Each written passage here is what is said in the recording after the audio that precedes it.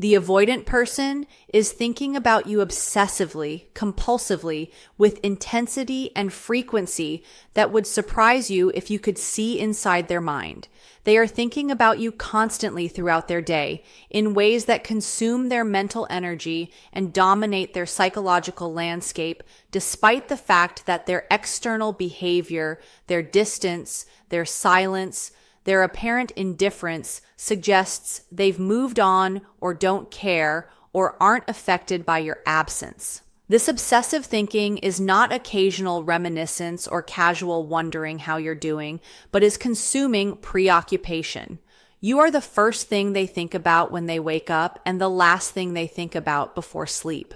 Throughout their day, they're having internal dialogues with you, replaying past conversations and interactions, imagining scenarios of reconnection or of things going differently, comparing everyone and everything to you, analyzing your social media for clues about your emotional state and your life, wondering what you're thinking about them and whether you miss them or hate them or have moved on completely. They compose messages they never send, rehearse conversations that never happen, torturing themselves with memories of closeness followed by awareness of current distance and their responsibility for that distance. The obsessive quality means these thoughts are not chosen or controlled, but are intrusive and involuntary, appearing unbidden dozens or hundreds of times per day, interrupting other thoughts and activities, demanding attention even when the avoidant consciously tries not to think about you. This creates a mental loop they cannot escape, where trying not to think about you makes them think about you more intensely. This obsession is torture for the avoidant because it keeps them trapped in a relationship that's ended, keeps them attached to a person they cannot have, and prevents them from being present in their actual life because so much mental energy is devoted to thoughts of you. It creates a constant reminder of what they lost and what their patterns destroyed, proves they care far more than their defended behavior suggested, and forces ongoing confrontation with their mistakes and their regret without providing any relief or resolution. The obsessive thinking intensifies rather than fades over time because absence makes you into a mystery they cannot solve. Scarcity increases your perceived value. Failed attempts to replace you with others reinforce your irreplaceability. Their defended strategies provide no genuine distraction from thoughts that persist, regardless of their attempts to suppress them. The unresolved nature of the ending and the questions about whether you're happy or suffering, whether you think about them or have forgotten them, whether reconciliation is possible or the door is permanently closed, creates ongoing psychological activation that keeps you at the center of their mental life despite your physical absence from it. Why does the obsessive thinking happen and what drives its intensity? The avoidant person's obsessive thinking about you is driven by specific psychological mechanisms that create and maintain the intensity of their preoccupation.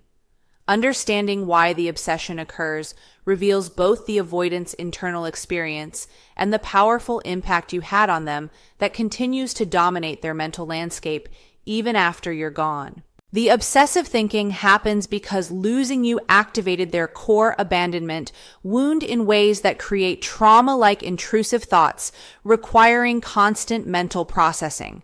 The avoidance defensive system is built around protecting against abandonment by being the one who leaves first, by caring less, by maintaining control over distance. But your departure, whether you left them or they pushed you away and you stayed gone, activated the core wound their defenses are meant to protect against. You left. You're gone. They've been abandoned or they've abandoned themselves by driving you away. This activation of the core wound creates a psychological trauma response where thoughts of you become intrusive and obsessive because their mind is trying to process and resolve the threatening situation, trying to understand what happened, trying to prevent it from happening again, and trying to manage the pain through constant mental engagement with the source of the pain. The obsessive thinking happens because you are a mystery they cannot solve, and human minds obsessively engage with unresolved puzzles and unanswered questions. The avoidant doesn't know what you're thinking or feeling about them. They don't know if you miss them or hate them. They don't know if you're happy or suffering. They don't know if you ever think about them or have moved on completely. This uncertainty creates what psychologists call the Zeigarnik effect. Unfinished or interrupted tasks are remembered better and create more mental preoccupation than completed tasks. The relationship with you feels unfinished. The questions about your current state are unanswered. The possibility of reconnection is ambiguous rather than clearly closed. And this unresolved quality keeps their mind returning obsessively to you as it tries to resolve the uncertainty and answer the unanswered questions. The obsessive thinking happens because absence and scarcity increase perceived value, making you more desirable and more mentally consuming than you were when you were available. While you were present and available, the avoidant could take you for granted, could focus on the discomfort you created, could devalue what you offered, but your absence creates scarcity, and scarcity triggers loss aversion and desire for what cannot be had. You're not available anymore. You're rare. You're scarce. This scarcity makes their mind fixate on you, makes you seem more valuable in retrospect, and makes them want you more intensely than they did when they had you. The obsessive thinking is driven by this scarcity-induced desire, where what they cannot have becomes what they think about constantly, what they long for obsessively, and what dominates their mental landscape precisely because it's unavailable. The obsessive thinking happens because every attempt to replace you with someone else reinforces your irreplaceability and sends their mind back to dwelling on what made you special. The avoidant tries to date, tries to connect with others, tries to find what they had with you elsewhere. But every person falls short. Every connection is inadequate. Every attempt to replace you proves you're irreplaceable. And each failed attempt sends their mind back to you, remembering what you provided that others don't provide, replaying moments of connection with you that they don't experience with others, and comparing the inadequacy of new people to the sufficiency of you. The repeated failures to replace you create a mental loop where they think about a new person, recognize that person isn't you, start thinking about you and what you offered, become consumed with thoughts of you, try to distract themselves with someone else, recognize that person also isn't you, and return to thinking about you. The obsessive thinking is reinforced by every comparison that favors you. The obsessive thinking happens because their defensive strategies provide no genuine relief from thoughts of you, leaving mental preoccupation as their only form of connection to you. The avoidant tries to use their usual defensive strategies to manage thoughts of you: suppression, distraction, deactivation. But these strategies don't work. Suppressing thoughts of you makes you appear in their mind more intensely through the rebound effect. Distracting themselves provides only temporary relief before thoughts of you return. Deactivating their attachment system is impossible because you're already gone. The attachment wound is already activated by your absence. With their defenses failing to provide relief, the obsessive thinking persists because it's their only remaining form of connection to you. They cannot have you physically or emotionally, so they have you mentally through constant thoughts that keep you present in their psychological world, even when you're absent from their actual life. The obsessive thinking happens because unresolved guilt and regret create rumination, where they replay scenarios, trying to identify where things went wrong and imagining how they could have been different. The avoidant carries guilt about how they treated you and regret about losing you.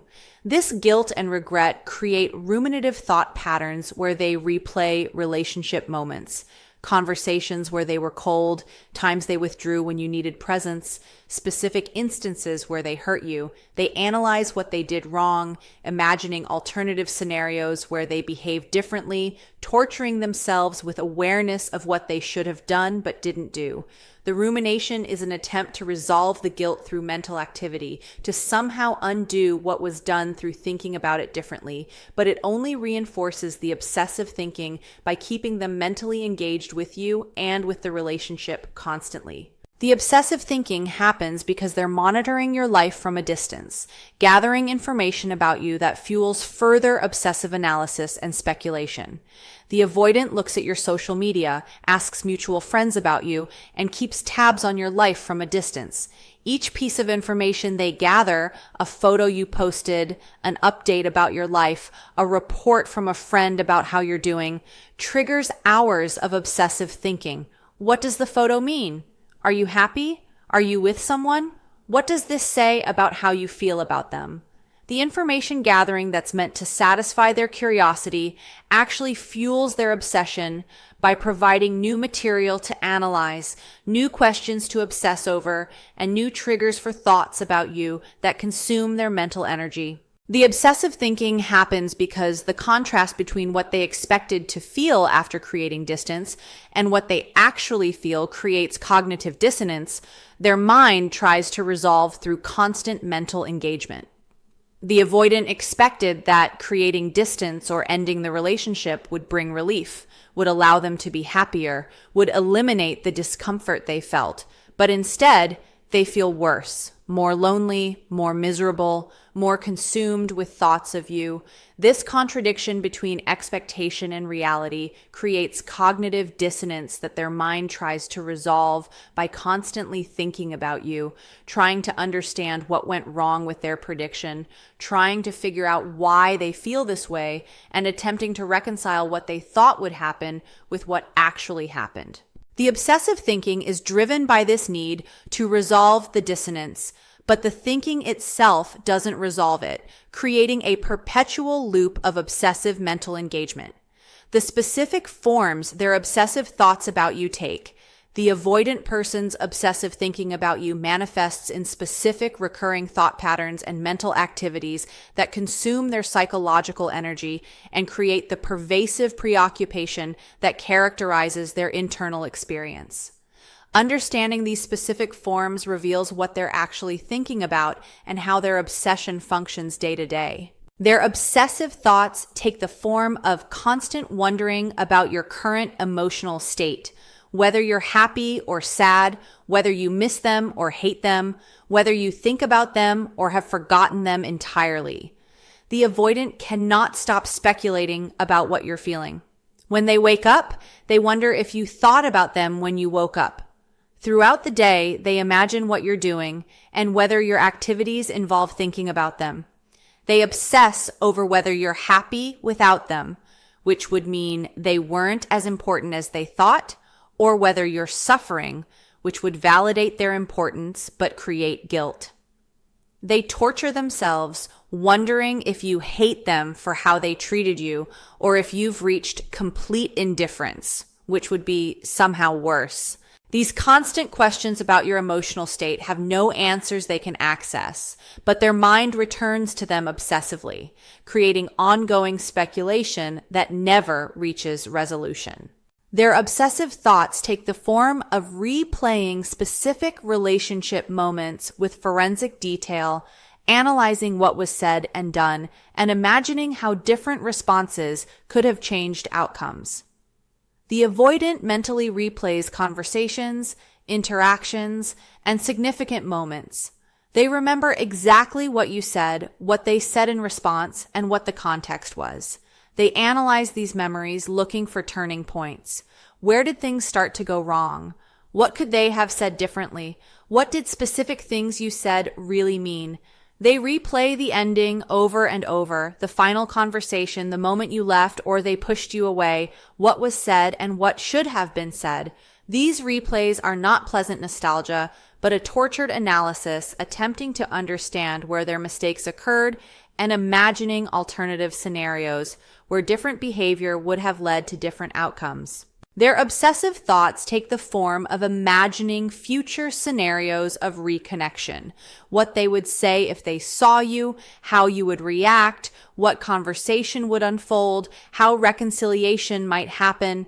The avoidant constructs elaborate fantasies about encountering you, running into you somewhere, reaching out with the perfect message, having a conversation where they express what they couldn't express before, and you respond with understanding or forgiveness or willingness to try again. They imagine multiple versions of these scenarios, some where you're receptive, some where you're cold, some where you're indifferent. They rehearse what they'd say, how they'd explain themselves, what they'd apologize for. These imagined scenarios provide temporary relief by creating a sense of possibility and by allowing them to mentally practice what they might do if given another chance. But they also reinforce the obsession by keeping them mentally engaged with you constantly. Their obsessive thoughts take the form of comparing everyone they encounter to you, engaging in constant mental evaluation where you're the standard no one else meets. The avoidant meets new people, potential romantic interests, friends, colleagues, and immediately compares them to you. Do they understand them like you did? Do they have your patience? Do they create the same feeling you created? The comparisons are automatic and constant, and they always favor you. Everyone is less understanding, less accepting, less special. Even in positive interactions with others, part of their mind is comparing the interaction to interactions with you and finding the current interaction insufficient.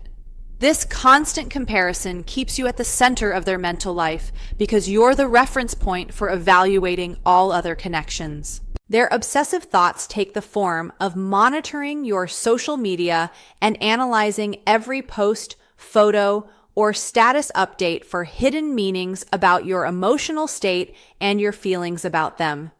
The avoidant checks your social media repeatedly, multiple times per day, sometimes dozens of times. They analyze your posts forensically. What does this photo mean? Why did you post this song? Who are you with in this picture? What does this caption reveal about your emotional state?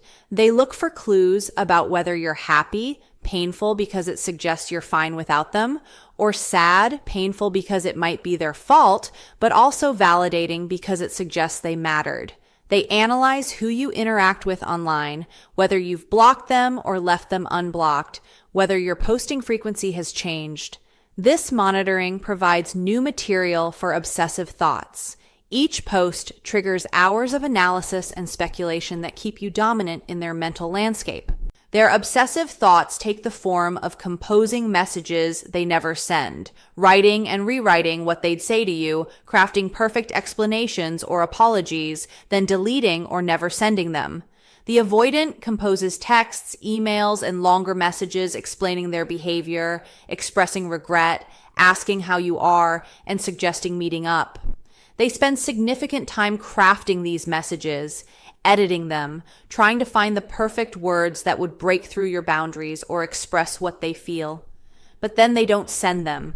Fear stops them, or recognition that you don't want to hear from them, or awareness that words won't change anything. The unsent messages accumulate in their mind or in draft folders, each one representing hours of obsessive mental engagement with you and with what they'd say if they could overcome their fear or their recognition that reaching out would be unwelcome. Their obsessive thoughts take the form of internal dialogues where they argue with you, explain themselves to you, defend their behavior, or confess their regrets to an imagined version of you. The avoidant has conversations with you in their mind. Sometimes they're explaining why they behaved as they did. Sometimes they're apologizing for specific things. Sometimes they're defending themselves against criticisms they imagine you have. Sometimes they're expressing how much they miss you. These internal dialogues feel real and consuming. They imagine what you'd say in response. They construct both sides of conversations that never happen. They win arguments with you in their mind, or they imagine you forgiving them, or they torture themselves imagining you being cold or indifferent. These mental conversations keep you psychologically present as an active participant in their internal world, even though you're physically absent from their actual life. Their obsessive thoughts take the form of searching for information about you through mutual friends, asking casual questions designed to gather intelligence about your life and your current state. The avoidant pumps mutual friends for information, asking how you are, whether you've mentioned them, whether you're dating anyone, whether you seem happy or sad. They frame these questions as casual interest, but they're desperate for any information about you. Each piece of information triggers new rounds of obsessive thinking. If you're seeing someone new, they obsess about who this person is and whether you're serious and whether this person is better than them. If you're doing well, they obsess about whether you ever think about them or have completely moved on. The information gathering is both compulsive and counterproductive because new information doesn't satisfy their curiosity but fuels further obsession. How the obsessive thinking contradicts their defended exterior and actions. The avoidant person's internal obsessive preoccupation with you exists in stark contradiction to their external behavior and defended presentation, creating a profound disconnect between what's happening in their mind and what's observable in their actions. Understanding this contradiction reveals both the depth of their internal experience and the continued operation of their defensive system despite their obsessive attachment. The obsessive thinking contradicts their maintained distance and no contact. They're consumed with thoughts of you while taking no action to reconnect or communicate. The avoidant thinks about you constantly, hundreds of thoughts per day, constant mental engagement, and pervasive preoccupation.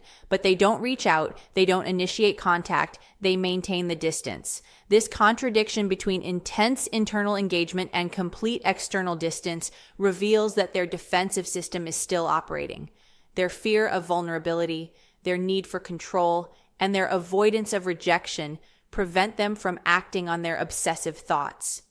Even though those thoughts dominate their internal life, they're trapped between wanting connection and being too defended to pursue it, between being consumed with thoughts of you and being unable to translate those thoughts into the vulnerable action of reaching out.